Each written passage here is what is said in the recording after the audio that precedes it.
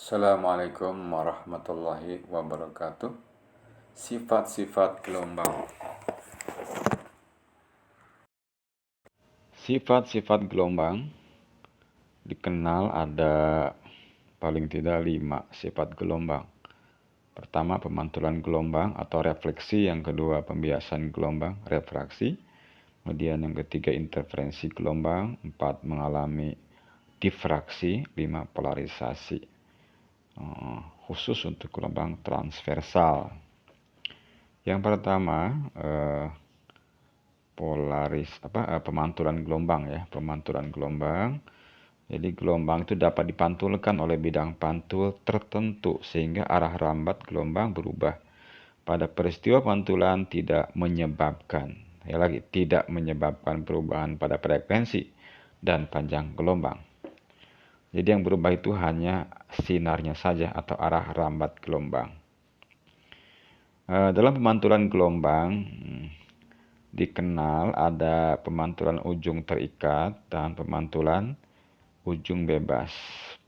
Pada pemantulan ujung terikat, gelombang datang dengan gelombang pantul memiliki beda fase 180 derajat. Yaitu. Pada pemantulan ujung bebas, gelombang datang dengan gelombang pantul memiliki fase yang sama atau sefase. Hukum pemantulan pada gelombang ini dikenal ada sinar datang, sinar pantul, digambar dengan warna merah. Ya. Jadi sinar itu arah rambat gelombang. Ada garis normal, yaitu garis khayal yang digambar tegak lurus ya dengan bidang pantul. Sudut sinar datang, yaitu sudut antara sinar datang dengan garis normal. Kemudian sudut sinar pantul, yaitu sudut antara sinar pantul dengan garis normal. Hukum Snellius tentang pemantulan gelombang yang pertama, sinar datang, garis normal, dan sinar pantul terletak pada satu bidang yang datar. Jadi bidang pantul itu walaupun kelihatannya tidak datar, ya, maka tetap sinar datang, garis normal, dan sinar pantul itu akan terletak pada satu bidang pantul yang datar, yang datar ya, satu bidang pantul yang datar. Ya. Dan yang kedua, sudut sinar datang itu akan selalu sama ya dengan sudut sinar pantul. Contoh fenomena pemantulan gelombang diantaranya ada peristiwa gema. Biasanya kalau kita teriak di dekat tebing ya, maka akan terdengar suara berikutnya ya oleh kita. Kemudian penampakan benda di sekitar kita, maksudnya kita bisa melihat benda di sekitar kita ya. Padahal benda tersebut tidak menghasilkan cahaya sendiri ya. Karena dia memantulkan cahaya. Nah, cahaya itu contoh gelombang di antaranya. Kemudian penampakan bayangan pada cermin. Alat atau teknologi yang merupakan pemantulan gelombang adalah diantaranya radar, kemudian USG, ultrasonografi. Nah, ini biasanya digunakan oleh dokter kandungan ya untuk melihat keadaan janin atau kandungan di dalam rahim. Kemudian yang selanjutnya adalah pengukuran kedalaman laut. Nah, ini pembiasan gelombang, gelombang yang melewati dua medium yang berbeda ya. Maka cepat lambat dan panjang gelombangnya berubah antara sebelum melewati bidang batas dengan setelah melewati bidang batas dua medium tersebut. Perubahan cepat lambat dan panjang gelombang ini dapat menyebabkan pembelokan arah rambat gelombang. Peristiwa ini disebut dengan pembiasan gelombang. Lihat di gambar ini ya. Nah, ini contoh-contoh bentuk pembiasan ya. Sebelah kiri sinar bias itu mendekati garis normal ya. Kemudian gambar tengah sinar biasnya menjauhi garis normal. Yang gambar yang sebelah kanan ini sinar datang dengan sinar bias satu garis, jadi tidak dibelokkan. Terjadi kalau sinar datangnya tegak lurus ya dengan bidang batas. Ini untuk sinar yang sebelah kiri ya, sinar datang, sinar bias seperti itu bentuknya, mendekati garis normal. Maka panjang gelombang bias itu lebih pendek daripada panjang gelombang datang. Dengan kata lain, cepat lambat gelombang bias itu lebih kecil ya daripada cepat lambat gelombang datang. Di gambar tengah-tengah ini menunjukkan bahwa panjang gelombang bias lebih besar daripada panjang gelombang datang ya. Atau cepat lambat gelombang bias lebih besar daripada cepat lambat gelombang ya, datang ya. Kemudian contoh fenomena pembiasan gelombang, benda lurus kelihatannya bengkok ya saat sebagian benda tercelup di air. Jadi kalau kita mencelupkan ada benda lurus yang dicelupin di air sebagian di udara, maka kalau kita lihat dari udara ya, maka akan kelihatan seperti bengkok pas di bidang batas antara udara dengan air. Kemudian lensa cembung saat dihadapkan pada cahaya matahari, maka cahaya matahari yang keluar dari lensa dikumpulkan pada satu titik yang disebut dengan titik api. Nah ini. Alat atau teknologi yang menerapkan pembiasan gelombang diantaranya ada kacamata, mikroskop optik, bahkan mata kita sendiri merupakan teknologi yang rumit ya, yang merupakan penerapan dari pembiasan gelombang. Yang ketiga, interferensi gelombang. Dua atau lebih gelombang bisa bergabung ya, dan memberikan dampak getaran yang berbeda pada medium dari dampak oleh masing-masing gelombang.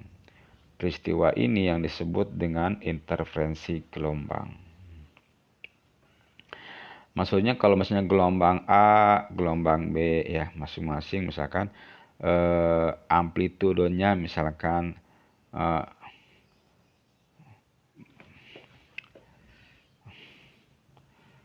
interferensi dikenal ada interferensi maksimum dan interferensi minimum.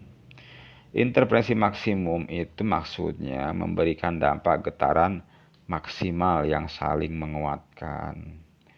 Sementara interferensi minimum memberikan dampak getaran minimal, bahkan dapat memberikan dampak tidak bergetar pada partikel mediumnya. Contoh fenomena interferensi gelombang diantaranya layangan bunyi. Nah, layangan bunyi itu maksudnya kalau ada dua sumber bunyi yang frekuensinya berbeda sedikit, dibunyikan bersamaan, maka terdengarnya itu seperti timbul tenggelam ya, suara yang terdengar itu. Timbul, tenggelam. Kemudian timbul lagi, tenggelam lagi ya. Nah, ini dalam waktu secara periodik gitu ya. Maka ini namanya layangan bunyi ya. Kemudian fenomena gelap terang pada layar. Layarnya itu diletakkan di belakang celah sempit ya. Celah sempitnya dilalui oleh cahaya atau oleh gelombang ya. Ternyata pas di layar itu ada gelap terang begitu. Nah, terang berarti dia cahayanya interferensi maksimal, kalau gelap berarti interferensi minimal. Kemudian fenomena gaung ya. Ini biasanya untuk pertunjukan di dalam ruangan tertutup. Itu seperti bunyi yang terdengar itu nggak jelas antara karena bunyi yang dari sumbernya langsung dengan bunyi yang dari hasil pantulan itu hampir bersamaan sampai ke telinga pendengarnya, sehingga terdengarnya nggak jelas gitu ya, suara apa gitu nggak jelas bunyinya itu ya. Gelombang stasioner ini kita akan bahas kemudian ya. Alat atau teknologi yang menerapkan interferensi gelombang diantaranya adalah penumpangan frekuensi audio pada frekuensi radio. Ini sehingga kita bisa berkomunikasi ya dengan frekuensi audio, itu frekuensi yang bisa didengar ya, dengan menggunakan frekuensi radio. Menggunakan gelombang elektromagnetik sehingga kita bisa berbicara jarak jauh gitu ya. Yang bicaranya di Jakarta, yang dengarnya di Paneglang. Dengan menggunakan teknologi misalkan handphone gitu ya. Kemudian difraksi. Gelombang bila melalui celah sempit maka mengalami pelenturan muka gelombang, sehingga arah rambat gelombang yang keluar dari celah menjadi menyebar. Peristiwa ini yang disebut dengan difraksi.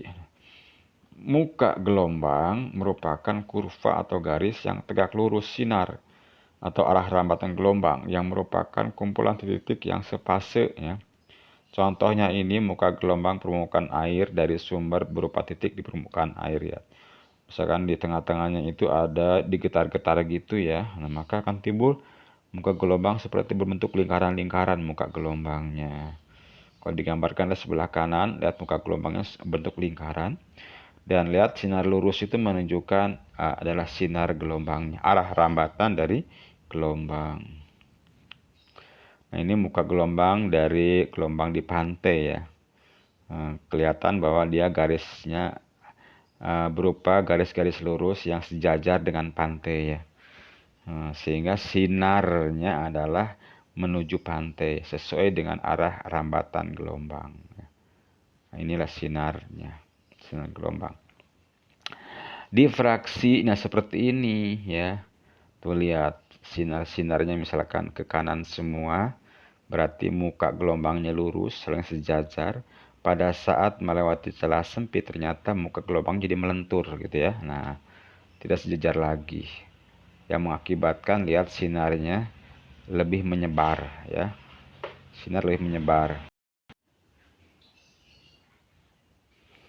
Polarisasi. Nah, ini khusus untuk gelombang transversal yang memiliki banyak arah getar pada saat setelah melewati medium tertentu. Nah, ini biasanya disebut dengan polarisator ya. Maka gelombang yang keluar dari medium tersebut atau polarisator hanya gelombang yang memiliki satu arah getar saja. Peristiwa ini disebut dengan polarisasi gelombang. Lihat di gambar ya. Gelombang sebelum terpolarisasi atau unpolarisasi ya. Arah getarnya masih ke segala arah. Setelah melewati polarisator, arah getarnya ke satu arah getar saja gitu ya. Ini disebut dengan polarisasi. Itu barangkali mudah-mudahan memahami semuanya ya. Assalamualaikum warahmatullahi wabarakatuh.